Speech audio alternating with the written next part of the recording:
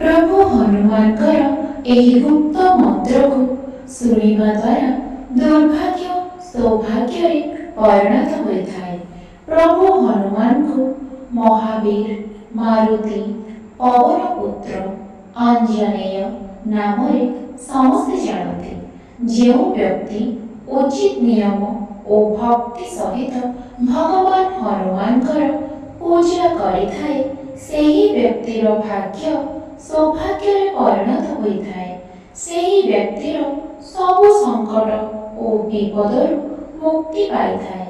प्रभु हनुमानकर मंत्र उच्चारण करने द्वारा सबु संकट दूर होता है।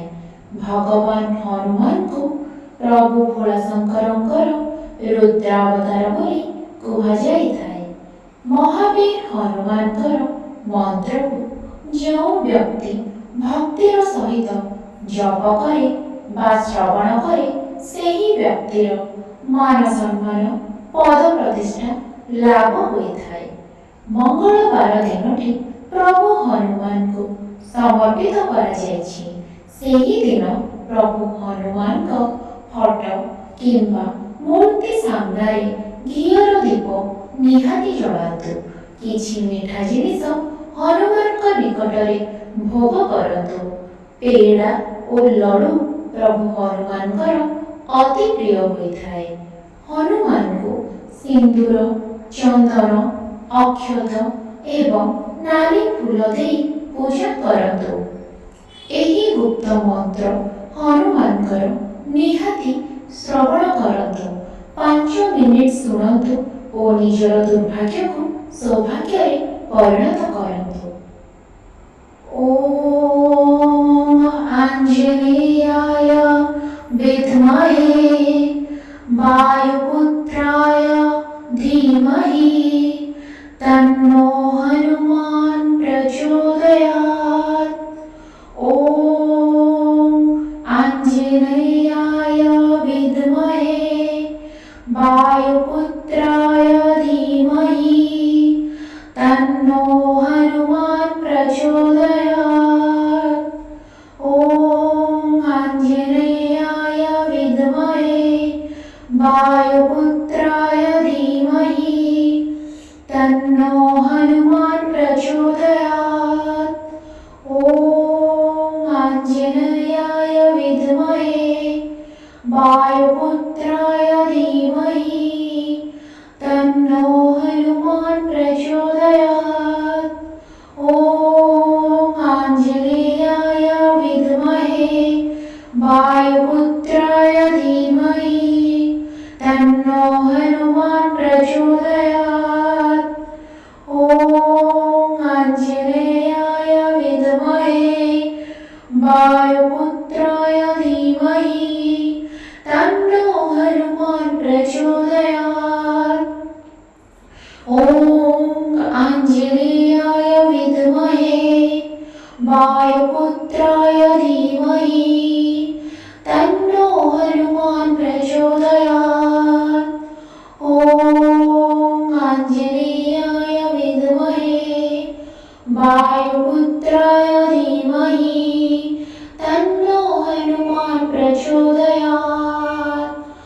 तन्नो हनुमान प्रचोदयात्। ओम आंजनेयाय विद्महे वायुपुत्राय धीमहि तन्नो हनुमान प्रचोदयात्।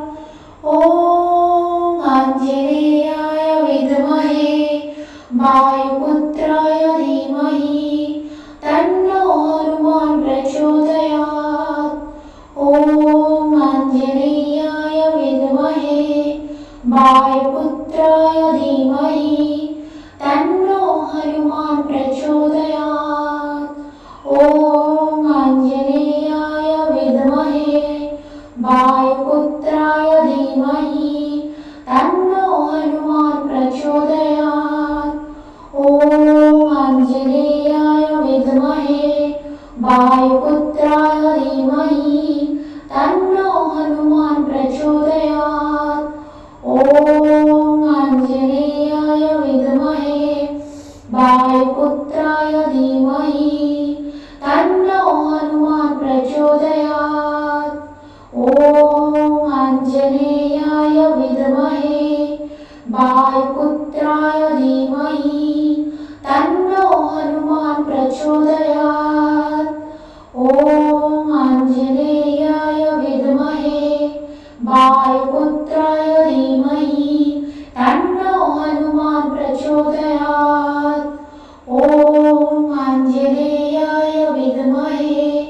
वायुपुत्राय धीमहि तन्नो हनुमान् प्रचोदयात्।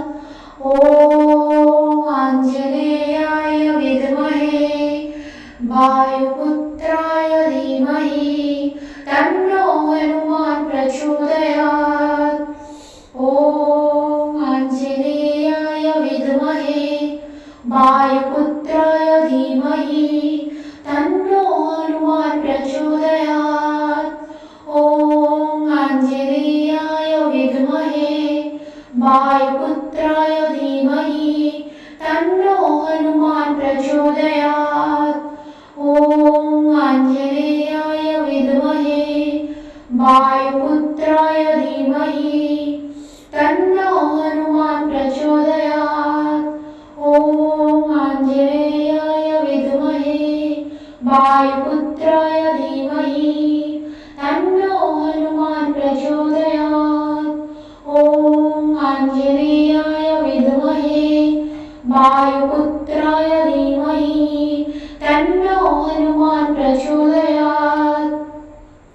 ॐ आञ्जनेयाय विद्महे वायुपुत्राय धीमहि तन्नो हनुमान् प्रचोदयात्। ॐ आञ्जनेयाय विद्महे वायुपुत्राय धीमहि तन्नो हनुमान् प्रचोदयात्। ॐ आञ्जनेयाय विद्महे वायुपुत्राय धीमहि तन्नो हनुमान् प्रचोदयात्। ॐ आञ्जनेयाय विद्महे वायुपुत्राय धीमहि तन्नो हनुमान् प्रचोदयात्। ॐ आञ्जनेयाय विद्महे वायुपुत्राय धीमहि तन्नो हनुमान् प्रचोदयात्। ॐ आञ्जनेयाय विद्महे वायुपुत्राय धीमहि तन्नो हनुमान् प्रचोदयात्। ॐ आञ्जनेयाय विद्महे वायुपुत्राय धीमहि तन्नो हनुमान् प्रचोदयात्।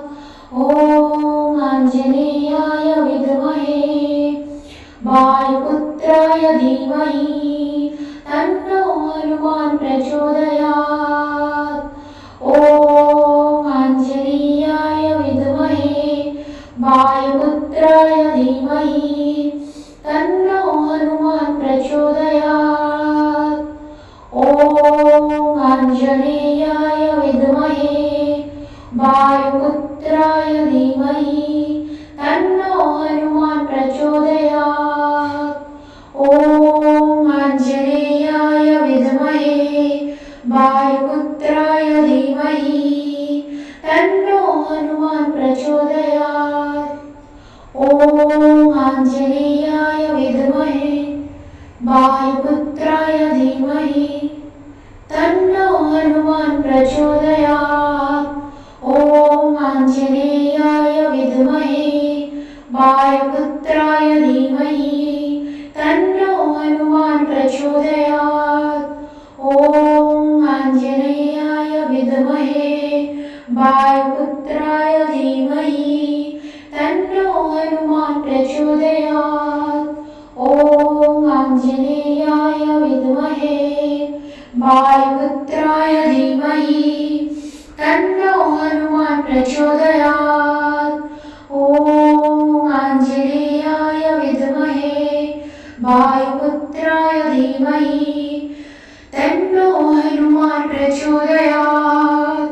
ॐ आञ्जनेयाय विद्महे वायुपुत्राय धीमहि तन्नो हनुमान् प्रचोदयात्। ॐ आञ्जनेयाय विद्महे वायुपुत्राय धीमहि तन्नो हनुमान् प्रचोदयात्। ॐ आञ्जनेयाय विद्महे वायुपुत्राय धीमहि तन्नो हनुमान् प्रचोदयात्। ॐ आञ्जनेयाय विद्महे वायुपुत्राय धीमहि तन्नो हनुमान् प्रचोदयात्। ॐ आञ्जनेयाय विद्महे वायुपुत्राय धीमहि तन्नो हनुमान् प्रचोदयात्। ॐ आञ्जनेयाय विद्महे वायुपुत्राय धीमहि तन्नो हनुमान् प्रचोदयात्। ॐ आञ्जनेयाय विद्महे वायुपुत्राय धीमहि तन्नो हनुमान् प्रचोदयात्। ॐ आञ्जनेयाय विद्महे वायुपुत्राय धीमहि तन्नो हनुमान् प्रचोदयात्। ॐ आञ्जनेयाय विद्महे वायुपुत्राय धीमहि तन्नो हनुमान् प्रचोदयात्। ॐ आञ्जनेयाय विद्महे वायुपुत्राय धीमहि तन्नो हनुमान् प्रचोदयात्। ॐ आञ्जनेयाय विद्महे वायुपुत्राय धीमहि तन्नो हनुमान् प्रचोदयात्। ॐ आञ्जनेयाय विद्महे वायुपुत्राय धीमहि तन्नो हनुमान् प्रचोदयात्। ॐ आञ्जनेयाय विद्महे वायुपुत्राय धीमहि तन्नो हनुमान् प्रचोदयात्।